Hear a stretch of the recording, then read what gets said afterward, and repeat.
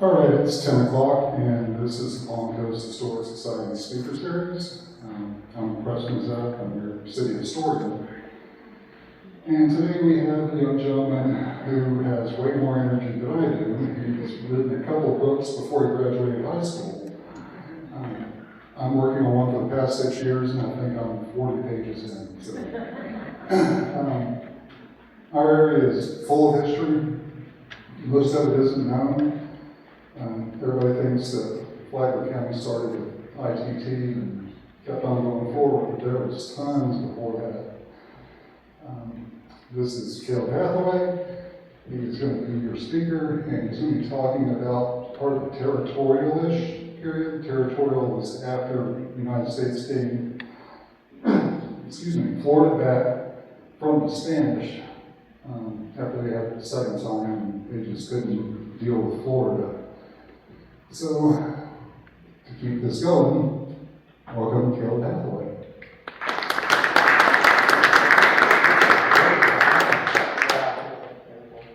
Thanks, Preston, for that introduction. No, it's great to be here. I always got to thank Palm Coast Historical Society for what they do, and giving me the opportunity to come out here and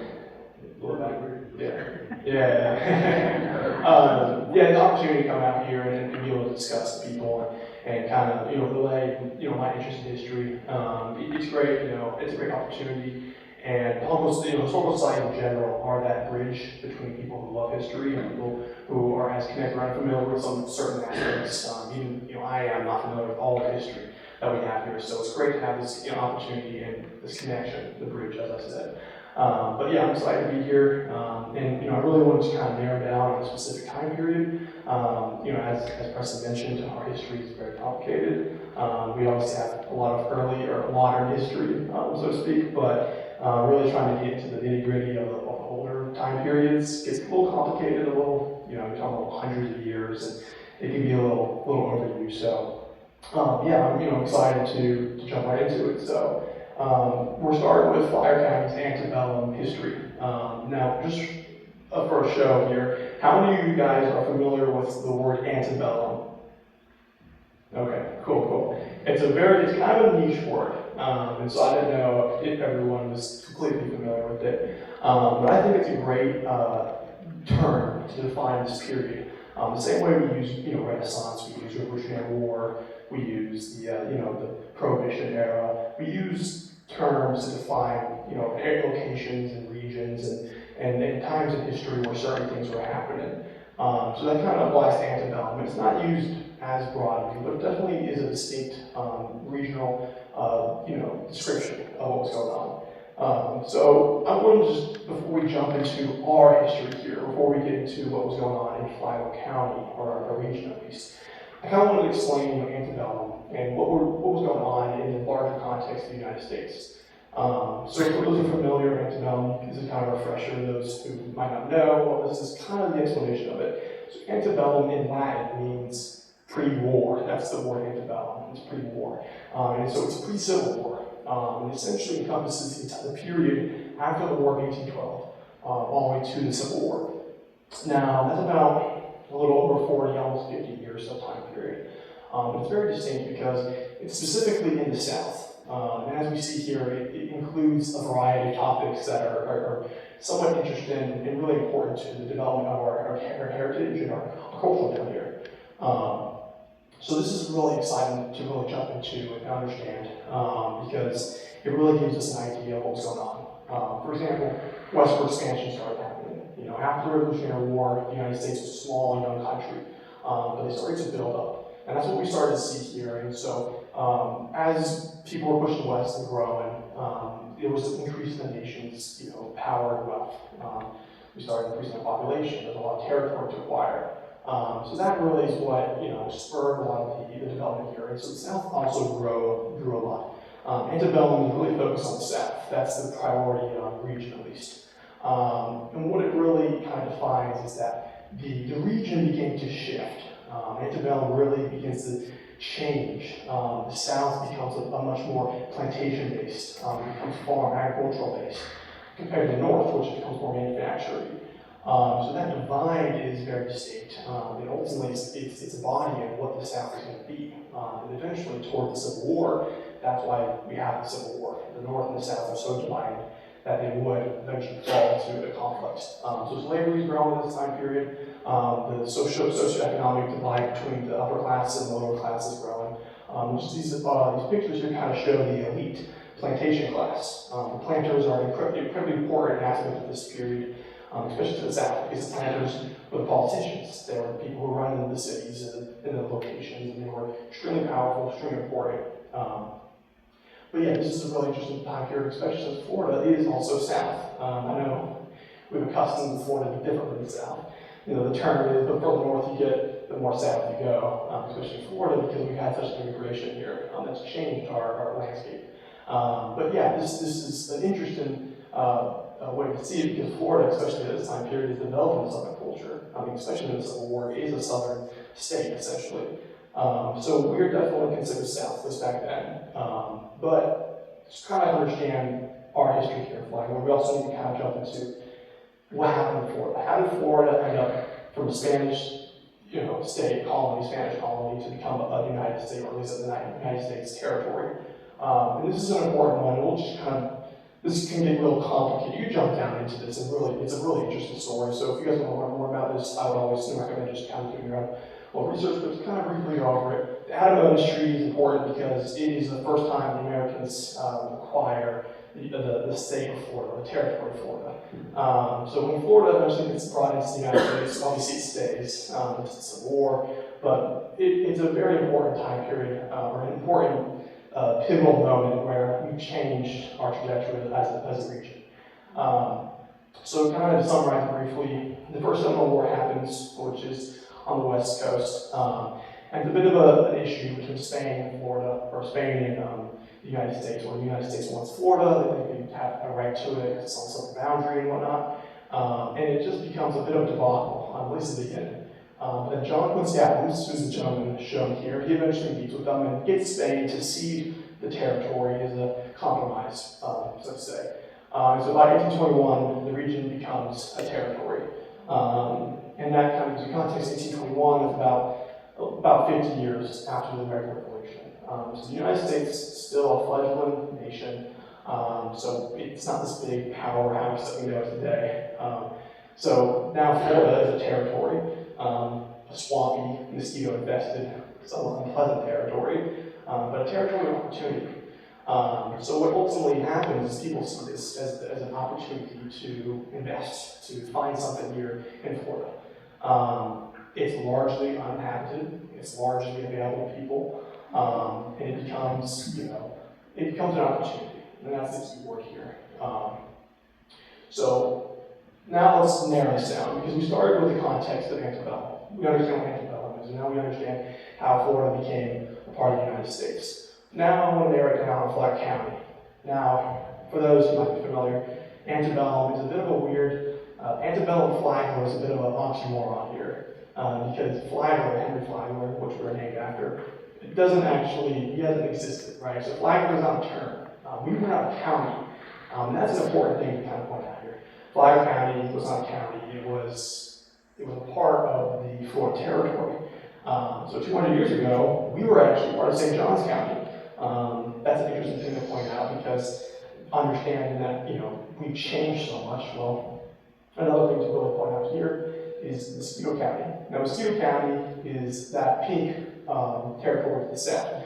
Now, that was our southern portion, and Mosquito County stretched from where we are now all the way down to West Palm. It encompassed a massive amount of territory. It encompassed multiple counties that we know now. And trying to kind of adapt this is there was such a lack of people here. The population, as we see, was only 10,000. There was essentially no one here in large scheme of things. And just for context, Palm Coast, the city of Palm Coast, is over 10 times the size of the population of Florida back then, at least in the 1820s. So we were such a small territory. Now there's further explanation for why that's the case, but what ends up happening is people start coming into Florida at this time with hopes to expand something, to take opportunity of a small undeveloped place. And was undeveloped. For example, the only cities that we had here was essentially St. Augustine, Pensacola, and Key West. Those were the only areas that were largely inhabited in the city. For example, Orlando, Tampa, and Miami did not exist. They weren't on the map. They were essentially non-existent. And even Tallahassee was only found in 1825.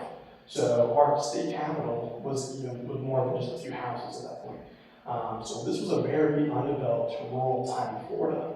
But to really to build on this with Flagler is that this was a time, though, that the trajectory of Florida began to shift substantially. And this was ultimately a time that people came here with ambition, with hopes to change and to take advantage of a situation that was open to the greater world. So that's ultimately what we have here with our city, or our county, our region, for that example. So we're going to explain Flagler. When I say Flagler, I actually mean our region. Obviously, it exists back then. But Flagler is interesting because there's a lot going on here. Seminoles are one of the most prevalent ones. The Seminole Nation, they're a complicated history too you can go into. But the Seminoles, who have been here since the 1700s, for example, they essentially were the predominant power in Florida.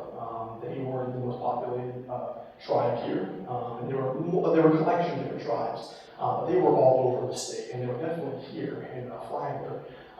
Their influence on how our politics were, how we lived, how our economy was, it was substantial. Obviously, it's crazy to think back then, to think of a Native American tribe having so much control over our day-to-day activities, but they were truly powerful. And so they were all across the state in different forms, variations, but in Flagler, they had a lot of claim to this area, and so they hunted here, they traded with different people that were living here, and they were influential. We'll come to see how influential they were. But another one was sugar. As I mentioned, people come here for opportunity. It was a big thing. People wanted to seek wealth and ambition, and the idea of settling in new lands. There was a young United States with a lot of hope. And so people came here with the Carolina economy, with the Georgian economy. They had power, they had wealth, they had slaves, and so they started bringing down here. And sugar, believe it or not, this is about as far north as you can grow sugar. But it was great because it was on the continental United States. So sugar was a lucrative, great opportunity here, especially at the early 1820s. People saw it as a perfect cash crop to capitalize on. So that ultimately became a massive economy. Now, furthermore, though, sugar, pine, indigo, corn, these were all industries that were popping up. But these plantations were definitely maximizing whatever crop they could find most suitable. And so we started seeing large plantations. But with plantations, we also have slave population. Now, after Spain ceded Florida to the United States, the slave population dramatically grew. The slavery, with the tragedy that it was, ultimately was a staple in Florida society, especially at that time period. The economy was almost completely run by slaves. That being said, of course, you had your settlers, you had people who were on the smaller, lower end of the class that were still free and surviving here, but the plantation industry was, of course, a pivotal and a backbone to our history here, at least in the Antebellum.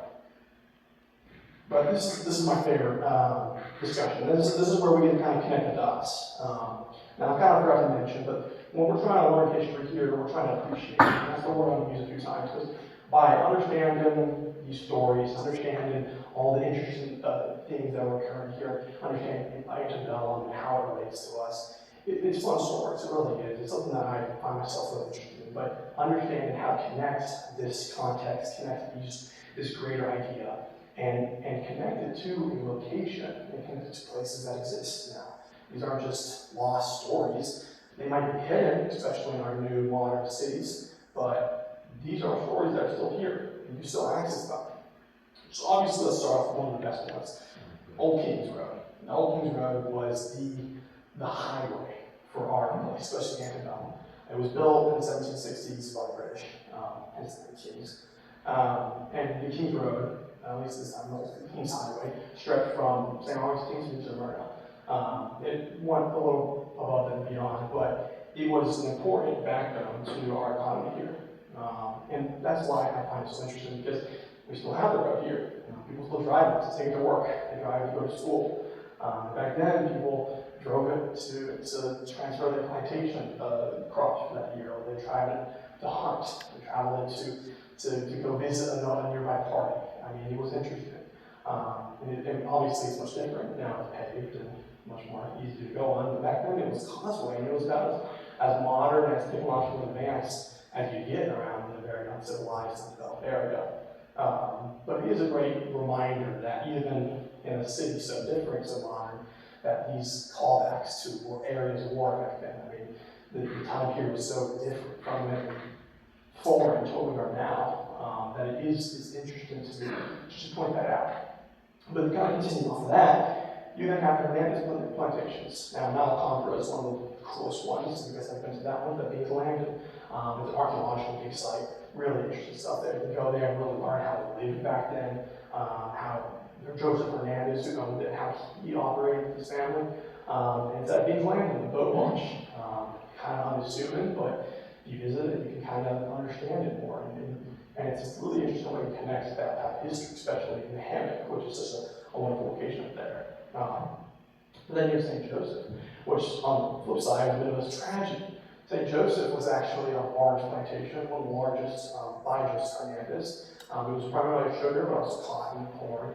And it was right dead center of the middle of the coast. And as you can see there, it was where Idlewild is now, where Hobby Lobby is. During the development on the coast, ITT deemed the ruins not valuable, and so ultimately the place was not preserved. The plantation was completely destroyed, and we don't have it anymore. But it was a reminder of how easy it is to forget about certain things when locations are erased. And furthermore, there are so many different locations that we just simply don't have a connection to. And so to kind of continue on the list, another great one, and this is honestly a positive, is that Hernandez Landing. Hernandez Landing just recently got a plaque about a year or two ago. A historical marker showing where it was and what happened there. Now, obviously not a lot is left of it, but Hernandez Landing is really interesting. It was connected to St. Joseph, and it was a supply hub. That Long Creek Reserve that you guys might have seen the plaque there. You guys have been there a few times. It's a really interesting story there, kind of connected to the greater region. A lot of supplies, a lot of resources going through that place. So that's a very captivating story to look at, especially since we just recently got a marker that kind of commemorates it. And then my favorite of all is Beulah Plantation. Beulah Plantation is one of the greatest locations that we have here still. They're intact. So the largest sugar mills left. It really tells a story if you guys are in there, how much of that story connects to all these, to St. Joseph, to Old Kings. And Beulah was kind of the center of commerce for a lot of the locations there. And John Beulah was a very interesting character. But we're not trying to jump too far into his story, but he is fascinating. And we kind of can learn a lot from that location. But it's a beautiful area, a beautiful creek. You go in there and you really kind of feel it. It's inspiring. It's really captivating to make you wonder what's going on. And then continuing off that place, which is, I'm sure most of you guys know this place.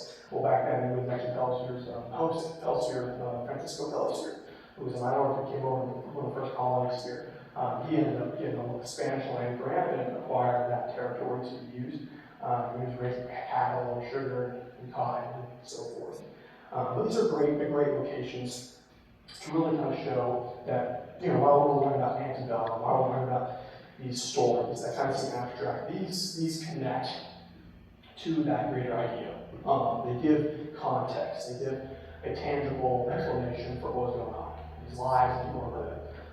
The lives that simply they had impact, they had meanings to people around them, and they were all connected somewhat.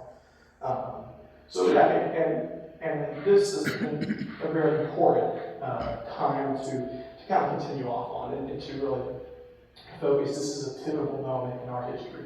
As I've kind of been explaining all of the antebellum time period we've had here, the different people that were here, the locations, this right here changed all of that. As you know, these were plantations that were here. And so an interesting thing to understand is, well, why don't we have any plantation left? Why is our plantation ruins? Why is the Old Kings Road an abandoned road? Why is Princess Place not Pelsier Creek's homestead? What happened to all these people? Why didn't simply Spanish Why when public house came here, did they just buy a bunch of timberland and turn it into a new residential community? And even Bell, for example, these are newer cities. I mean, they're old, granted, but they're not as old at this time period. So the question we ask here is, what happened to these people? What happened to all this area? This right here is the perfect explanation. It's not only a Florida conflict that encompassed the entire state, completely changed the state, it really impacted us. The Second Seminole War was a massive conflict with the Seminoles. It started in 1835 and 36 it really kicked off. And it really was in response to the Indian Removal Act. I'm sure you guys might know the Trail of Tears, for example. Well, whereas the Cherokees and the Creeks and those different Native Americans were sent west to Oklahoma, the Seminoles were also supposed to be sent west, and some of them did. But a lot of them resisted. They would not want to leave Florida, as we explained. They had a very strong grounding here. This was their territory. They lived here.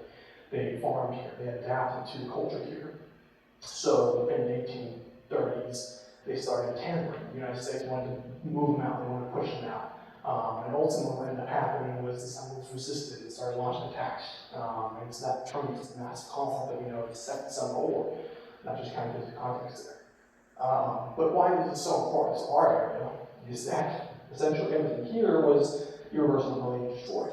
Planters now feel threatened to leave, and the settlers that were still here would join militias to fight, and they'd abandon their town homes and areas.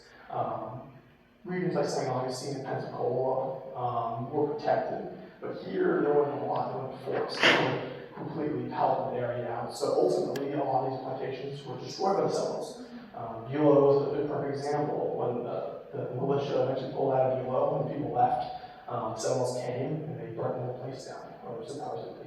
That's how the story goes. But what ended up happening was, with all this devastation, people just didn't return. And that's a critical part, because this war was the bloodiest and costliest war the United States ever waged against Native Americans. It was about 7 years, and it was brutal. It had such a high death toll. And the damage to just the state of Florida in general was devastating.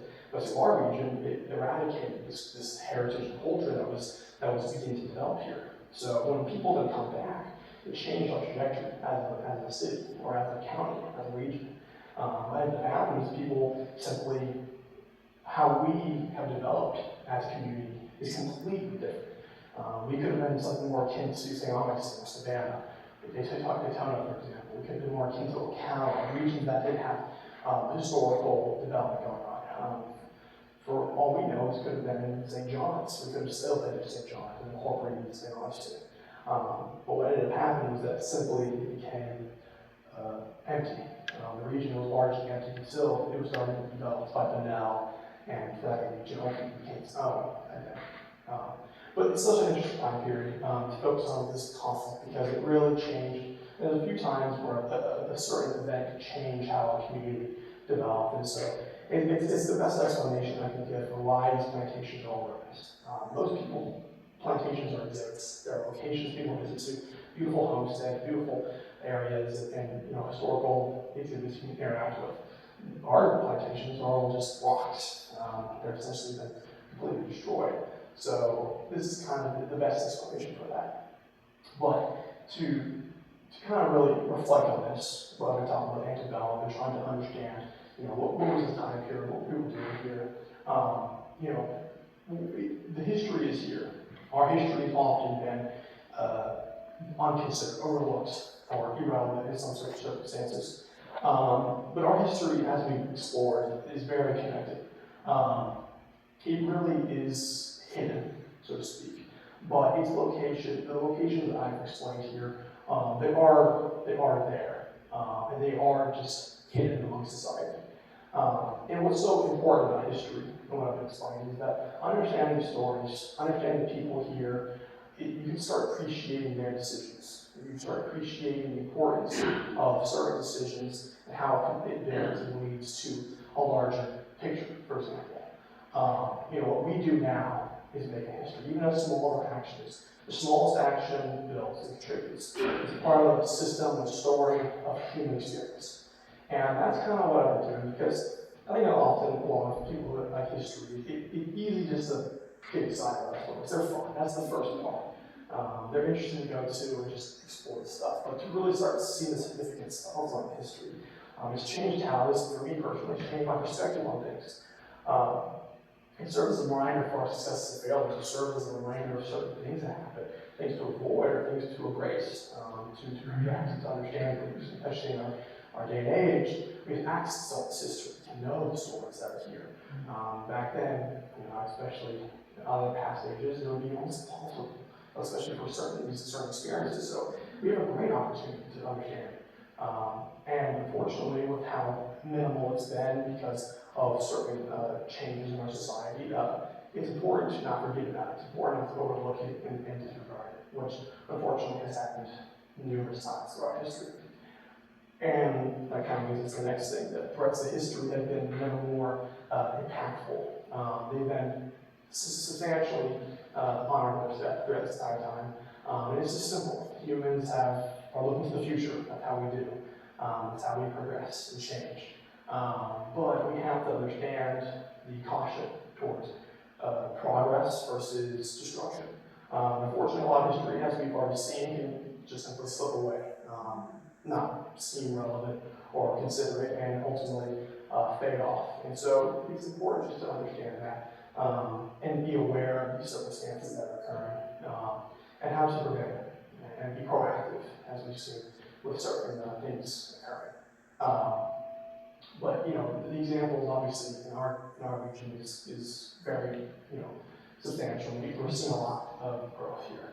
We've seen it already happen. We're seeing it now. So it's really we're in a time that's it's been numerously explained by the Flagler County Historical Society, which I think is the perfect example. We're at a crossroads of history, where we have a decision on whether to embrace our historical past or simply move on from it. And that's a great term. It's a great way to explain it, to understand that perspective, for example. But yeah, this kind of leads me to my final thing here. My novels, obviously, were my biggest inspiration. So a little more on me. I know I kind of already jumped over this, but my story here to get to this point and to be interested in history. I graduated last year from FBC, and my novels have been a great inspiration to me. I've been passionate about them. I'm passionate just about history. I'm passionate about learning and understanding things. And there's cool stories to follow, but really understanding the great context has been very fascinating. So I began writing my first book in about February of 2023, and that ultimately kind of spurred me on. Because I think I was in the same boat, not just in people in general, from my generation. I looked at, let's say, the Antebellum time period that we're learning here. Well, I looked at it with this regard. I wasn't super informed, but a few years ago I actually was kind of totally considerate of it. But when I started researching this, I started going to these locations, and I was like, this is interesting. There's something here. There's a story that's bigger than what I expect. And I really wanted to jump into it and to understand it. And ultimately, it spurred me on to write my first novel. And that was really a big milestone for me because it changed how I view things and changed how I eventually moved on with my understanding of history. And it ultimately spurred me on to write my next project. So the first one was The Go Understand It. And it was a fun story, it's an interesting story. But the second one, The Soul of Sugar, in my opinion, it encompasses everything that we just learned. It encompasses the antebellum time period, the people here, what was going on, the stories, the Seminoles, the slaves, the sugar cane production, the people that were fighting to survive every day or that were maximizing their profits. It was a story that I really wanted to tell, and I believe I was able to facilitate that. And I made it in a historical fiction novel. So I created fictional characters to tell a creative and interesting story. But I really wanted to put it in a backdrop, a very epic backdrop. So ultimately, that was the blast, writing that novel. Going to these locations, learning about all this stuff. It was just passionate. I was really captivated by it all. I was really interested in it. But I'm really trying to facilitate how we understand history or respect certain perspectives and understandings, especially my age demographic. The youth, unfortunately, especially with all of this modernization, unfortunately aren't able to connect to history. And I kind of feel that myself before I started my projects here. I was able to finally publish this last year before I graduated. high school. So I was glad I was able to do these projects from a literary perspective, but it was the history that I felt was most valuable. That's really what got me intrigued, and hopefully the idea that we can get more and more people on board with this, just to appreciate it. And that's the key word I keep on saying, is appreciation. Appreciation gives you better perspective, it gives you better consideration for history, and ultimately just allows you to connect with it better. And ultimately, that is my key for my novels, is just connect people to history a little more from a creative lens.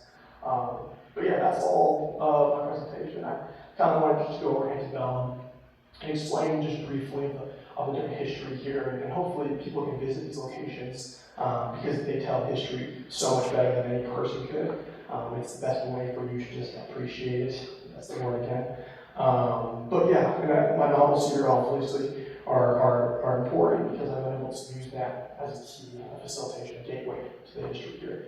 But yeah, the history is fascinating here, and really, Preston's been doing, the Punk Historical Society's been doing is so important, because it's these understandings that really captivate us as people, and it's really what keeps history alive, keeps it present.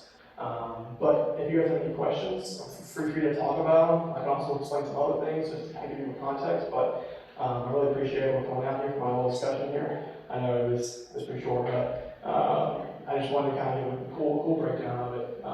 But yeah, thank you guys.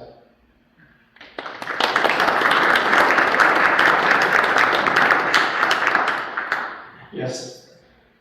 The intracoastal during that period of time, was it just a creek or? That's a question, because these are the understandings of what was going on. And there's so many different variables of it. Intracoastal was different because it's a canal, so it did not exist. It came up in the early 1900s, the 1940s. We started seeing the canal be created. But for example, that was, a staple to our society now, did not exist back then. Before it was Halifax Creek to the south. That was part of the Halifax River, and it was Thames Creek, which is led into the Thames River. But they never connected the hammock, which we know nowadays as being cut down by the intracoastal. The hammock was upland. They wouldn't have a large creek, they wouldn't have a large waterway going through it. But yeah, that's a perfect example of how different it was. That's why the Old Kings Road was so important to connect it to St. Augustine.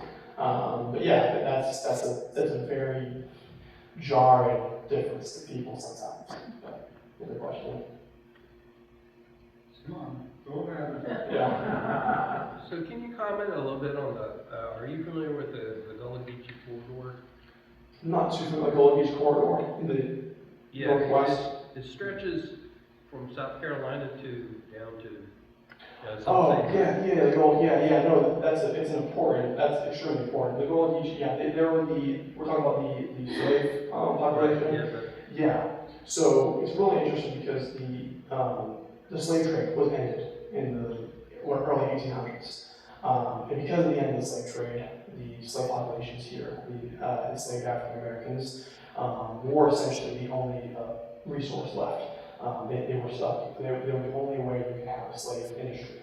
As we know, they continue to increase, so they established, and I believe Gola is from Africa. It's a type of culture from there. Yeah, but then it started to become its own thing. That's why the Gullah Geechee is its own unique culture that's established here. So we had it here. These slaves would come from the north or the Carolinas and Georgias and the south.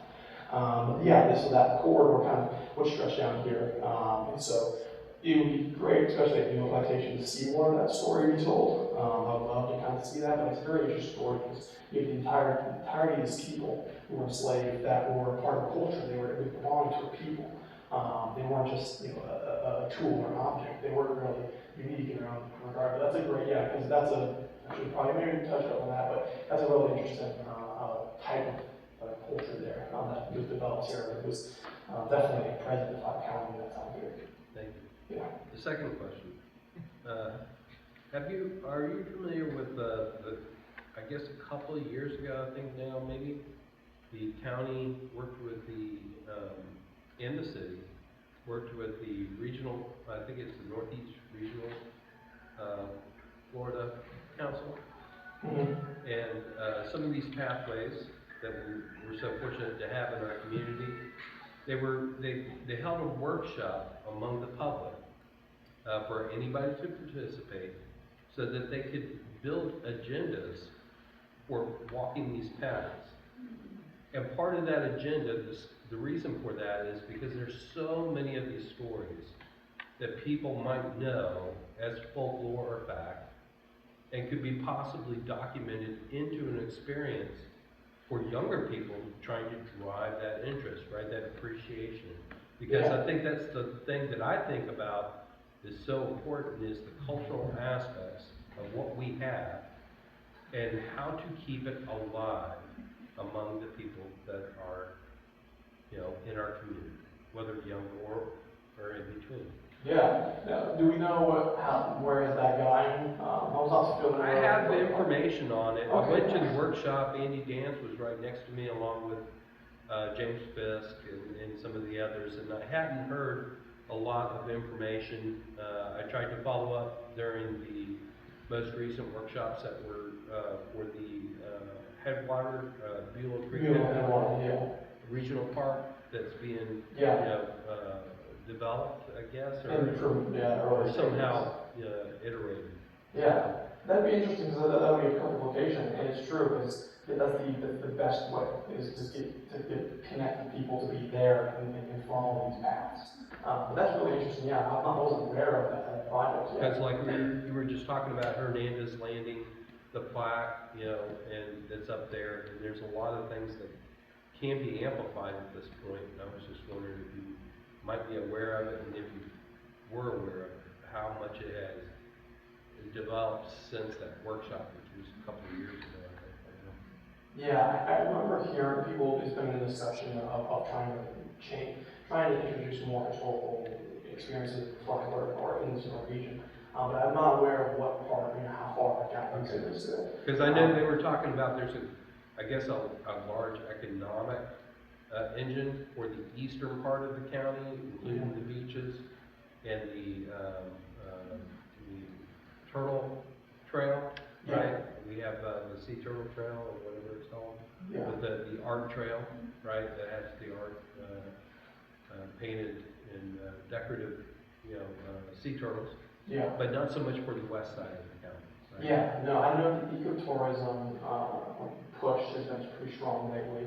And I think that kind of does encompass some historical aspect of because it is that economic idea of let's start introducing, let's get people, a different reason to come out here and be satisfied with this region. Keep young people in our county. Yeah, It's unfortunate people prefer to move out and find opportunities. Yeah. What happened is the state pulled funding for museums and historic sites. It went towards arts and ecotourism. So that project kind of just got dormant. We're going to try to start it again in a different way. Kings Road is a historic corridor. Up in the north, I mentioned Hewitt Sawmill as the northern bookend, and Beulah was the southern. Kings Road was our economic highway. So we're going to try to make a historic corridor. Basically the same thing, history of trickles. You kind of got loaded. John is with Smoker Basin, Beulah, Smoker Basin encompasses a lot. So he kind of sets your questions. Yeah, that's great, yeah. So if you have questions on the south side, you can probably answer them more than anybody. Yeah, on the voice side. What next? I've been trying to follow the drama going on about the road, I don't know, the cobblestone road. Yeah. And do you have any inside So, information on that? in connection with Antebellum, it's a different period. So Old Brick Road, and he's probably the best person to ask this. I'll probably defer to President because he's been heavily involved in that. But just kind of in context of Antebellum, this would be about 60, 70 years after our discussion here. Old Kings was the Kings Highway was the primary economic road and only road that went through our territory at this period. So Old Brick Road would be on the west side. And I'll actually just give that to Preston if you want to explain that a little bit, what's going on there. The Brick Road, just what's going on in kind of context. Give him the mic. Give him the mic. Give him the mic. Let's hold Brick Road for a second. You got any more questions for? Oh, I never had one of those days where you're breaking like. I promise this is my last one. Oh, no, it's fine. Antebellum. All right, so are there any structures existing on the west side of the county, out by the St. John's or something like that, that are the earliest that come close to being Antebellum? Yeah, I would say there's one, what's the location, is it There's a house out on 2006, Is that about by Dead Lake? out by Dead Lake. Okay, all right, It's about 8 houses east of Dead Lake. okay, all right. It started out as a cabin, it got built around, and my brain is not giving names to people. But it dates back to 1886-ish. Okay. Everybody says that Princess Place House is the oldest. It's not. Yeah. This house on the west side of this. That technically would be considered post-Civil War, so I guess we really don't. So we really don't have any structures. Yeah, no. Better. You know, a good example, like Kingsley Plantation, up in Jacksonville. That's a full plantation completely preserved, and that was about 1798, I believe. So there's like these locations that exist that, I mean, a lot of these antebellum periods, especially up in further north, these places are preserved. So the question is, you know, why is all our places gone? But Why ours aren't preserved is twofold. We were very rural here. By the time it's Fort County, we were all farmers, hunters, trappers. If you look at St. Augustine during the Revolutionary War period, there was no farming going on around it. It was happening down here.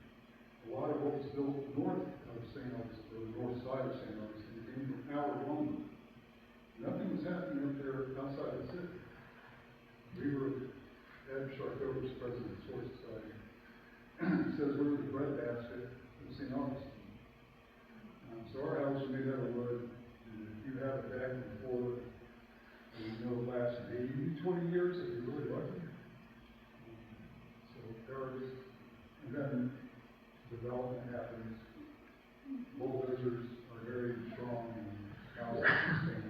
yeah, but it's crazy. Lots away. Yeah, I mean, like many of the houses are standing in the plantation, the mills, which would have been the best chance of remaining, were simply abandoned after the Civil War. They just technically it was not profitable anymore. But yeah, it's very unique because we had a lot of activity going on here, and we simply kind of lost it. And then, you know, when you build a whole new city here, it kind of goes over that a little bit. Just so y'all know, St. Augustine, you go down St. George Street and all that, it's from the 1920s. That's not, there's like 5 buildings that are actually staying here. Yeah. The rest of it is built for the tourism industry. Yeah, the old school is probably the way. The old school was One of the really few. old building. Yeah, It was not an original school. yeah, It became a school. yeah. We, especially after Henry Flagler built his railroad, there's a lot of tourism and things. It was essentially reimagined as a tourist location, which was probably better or worse, depending on how you saw it. But it definitely gave life to these locations. But yeah, definitely there was an idea of appeal versus economic economy. So we kind of saw the direction there. But yeah, any more questions on specific subjects here and things that you may be familiar with, and elaborate on some stuff? Yeah. Just a question on this, on your books and your stories. Like you said, you're trying to connect with people through a story. Yeah. And so, frankly, everybody coming in here, you look around the whole area, except the only story I would see is development, okay? And going kind of hot and wild. And so obviously there's very little history here pre this time, so everybody just knows this is what it is and accepts it. So you're trying to connect to an age group or a group of people, I'm assuming? Yeah. And so your stories are in that, and you're in school now too for?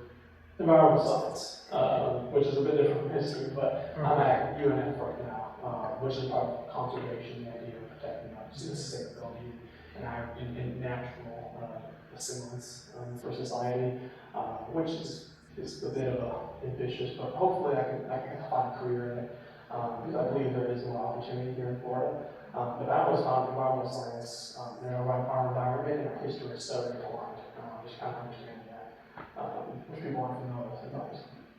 Well, this is the last part of that question would be then, because you're younger than most of us in the room, and can I say everybody in the room? And so we know the next generation coming up has all kinds of technology, but very little sense of history or place. How are you trying to connect with that? And I know you're right there in the battle, so tell me about that. Yeah, it's important. It's a great question because of our technology. We live in a world where we have access, as I mentioned before, we have access to all this information. You can go online, there's some great websites, Hathaway Society, there's just different explanations out there, and different sources that you can look at. And you can learn about this history, and it's not super complicated. You can kind of just follow along different characters and stories and connect them. So the technology is there, the opportunity is there. The easiest way to connect with history is today, is in this time period. You just learn so much, so easily, so quickly. But then, in the same regard, people seemingly aren't learning about all history. So people aren't just kind of connected from it. But interestingly enough, I think there's a lot of passion for history. Maybe not our history here, but I found a lot of people, especially using the internet, using technology that connect and learn about histories in Europe and in the Middle East, and learn about all the different, even in places up north. They learn about these different histories there. They get all captivated by it. But that kind of becomes the boundary here is the technology, because people simply use that as they find to learn about stuff, but they learn about certain specific time periods, and they kind of get disconnected from areas here, located here. And that's kind of issues because you have a city that doesn't prioritize history, or they're still like in their community. They just might not be familiar with the certain locations. So I would say the single best way is to go to locations. When you go to Bulow, when you go to Mount Conroe, you walk near the Hewitt Sawmill, walk to that area, you get captivated. It really is the best way to connect, because you start realizing this isn't just something I read in a book, this is something that was lived. I mean, this forest is similar, even if it's changed, but like when you travel through a creek, for example, that's largely the same creek that they traveled back then in the 1820s and 30s. So that's kind of the best way, I think, people, especially young people, it's just, you gotta learn the history, you also gotta learn it through the lens of a real place. These aren't ideas, these are real locations that just existed. It's the best way to just connect the dot there. Because I think I'm familiar with a couple of people who love history. They just like history that's not here, which is a bit tricky because everyone wants to learn about Napoleonic Wars, or medieval history, the Crusades, which are very fascinating time periods, but they're removed from our heritage here. So by going to these locations and getting just connecting the dots to all kings and to all these different Hernandez going out west and seeing all this stuff, I mean, these areas are still here, maybe not large numbers, but you can connect those dots and understand it and really engage with it, which is definitely the best opportunity that we have, which is the idea of protecting and preserving that. It's a great question because trying to get people, especially young people involved, is a very interesting challenge, so to speak. But Well, keep writing, because those books are good, you think of A Land Remembered, you think of The Yearling, you think of River of Grass, transformational impact at the time that woke up generations then. Do you think there's room for something like that now? If people read more, I think there is, but I think there is something out there that is similar to exactly what you're saying. There's an opportunity somewhere that might be in some sort of form of engagement in real life, maybe some sort of technological thing. It's tricky to understand it because people. It's hard. What is the form? But a great idea is the upcoming adaptation of A Land Remembered. They're trying to work on a TV show that would transfer the Land Remembered from the book to a show. Now, I love the book, but people don't read as much. And so maybe possibly by showing the Florida history on the big screen and allow people to watch it, that could possibly start inspiring people to understand the history here. Like, oh, this is interesting, we have a lot of stuff going on in Florida. This is Florida history. So that's possibly the truth, but it's true that there needs to be some sort of something that wakes up a generation or just changes how people see it, because personally, The Land Remembered, when I read that book, changed how I view everything. Really made me who I am. As crazy as that may be, but yeah, there definitely sometimes needs to be something dramatic that can kind of change how a generation sees something. All of that. Y'all seen everywhere, Yellowstone barbecue sauce underwear, the chemistry. It created how we grew up watching John Wayne or Clint Eastwood. It's created a new generation of that now. Land Remembered. Another good book to read is Mullet on the Beach. It's about the early settlers of St. Augustine and Morgan. It's a really good book. Also, when you're talking about books, I'm from Clearwater, and Paradise, I once lived in Paradise, is a great historical book, which I appreciate because that was my hometown. You're a cracker country. I was going to ask, how do you incorporate, because I've been able to go to your reenactment of it above St. What was that? I never pronounce it right. Anyway, how does that play in with? Well, yeah, living history is great. It's interesting, kind of go off of The Land Remembered is in the TV production. They're actually trying to bring reenactors, and I was actually part of that a few weeks ago. Yeah, it was a pretty fun experience. But living history is a great opportunity. I would love to be able to do living history here. It's a great way to kind of just show people certain details that happens here, and then kind of give an idea, bring history to life, which is. I know Preston's done a wonderful job with his portrayals, and it's one of the best ways to kind of like give an idea of what it looks like. Now, unfortunately, after COVID, a lot of that was essentially disrupted, and so everyone talks about pre-COVID reenactments, especially in St. Augustine. It was always they had a large population. Unfortunately, COVID kind of messed it all up as it did a lot of things. But living history is a great gateway, at least from what I've seen. People interact with it a little more, especially young dudes. Who doesn't want to shoot muskets? I mean, it's fun. It's a bit of an entertainment that you can follow. But it's become more expensive. It's become harder to access. The internet has made it much less accessible. People would rather stay and interact in different forms rather than going out in person and engaging in person. So that kind of dynamic, unfortunately, has disrupted it. And it would be great. Unfortunately, it seems like people keep saying that it's not as strong as it used to be, but it is a great opportunity. And it would be awesome to start doing reenacts at ULO and be able to portray this in real life. Because it's one of the rare instances where you kind of try to mimic how history was without having to put it on a movie, for example. It's a very interesting subject. But yeah. One of the coolest names to come out of the territorial period for the militia was who occupied Beulah. It was mosquito wars. Yeah. They came out of Dunlop and fought battle backward and fought battle north. They were supposed to go south. Got the butt kicked at Beulah and started backing up. Or Dunlop and back going to Beulah. And they actually arrested Bulow, which was a whole cool story. They got mad and shot a cannon at Yeah, Bulow was a very interesting character. Somebody needs to play. Honestly, Somebody needs to play. he loved his wine, he loved his parties. He was just a great. He was from Paris. He was a very interesting character. And was unfortunately arrested, which was a really mess. But the Mosquito Wars is a great. Would be a really cool militia. Because that's what ended up happening. As I mentioned before, the settlers, they were being attacked. Plantations were being attacked. Everyone was freaked out. There was settlers everywhere. They're blending in the forest. So they formed this little militia. And that actually, a lot of the settler work, I'll talk back on that.